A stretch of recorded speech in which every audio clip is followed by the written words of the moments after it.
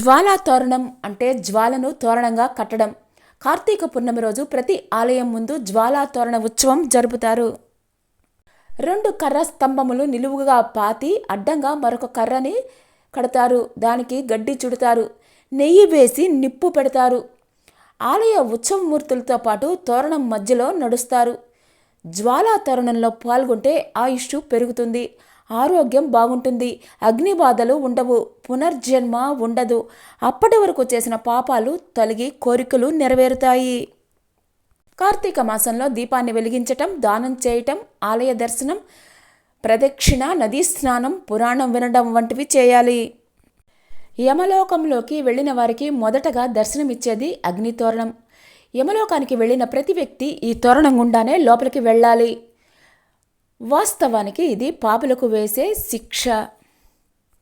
జ్వాలా తోరణానికి యమద్వారం అనే పేరు ఉంది. ఈ నిర్మాణంపై నెయ్యి పోసి మంట పెడతారు. ఆ మంట కింద నుంచి పరమేశ్వరుడిని పల్లకిలో అటు ఇటు 3 సార్లు ఊరేగిస్తారు. పాపులకు వేసే శిక్షను తప్పించుకోవాలంటే ఈశ్వరుడిని ప్రార్థించటం ఒక్కటే మార్గం. అందుకే కార్తీక పౌర్ణమి రోజున ఎవరైతే యమద్వారం నుంచి 3 సార్లు అటు ఇటు వెళ్ళి వస్తారో వారికి ఈశ్వరుడి కటాక్షం లభిస్తుంది. అతనికి యమద్వారాన్ని చూడవలసిన అవసరం ఉండదు. అందుకే అందరూ తప్పనిసరిగా ఈ జ్వాలాతోరణ మహోత్సవంలో పాల్గొవాలి. అంతేకాకుండా జ్వాలాతోరణం కింద ఈశ్వరుడి పల్లకి పక్కనే నడిస్తే, శివ, నేను ఇప్పటిదాకా చేసిన పాపాలన్నీ ఈ మంటల్లో కాలిపోవాలి, వచ్చే ఏడాది దాకా ఎటువంటి తప్పు చేయకుండా సన్మార్గంలో నీ బాటలోనే నడుస్తాను అని చెప్పటం.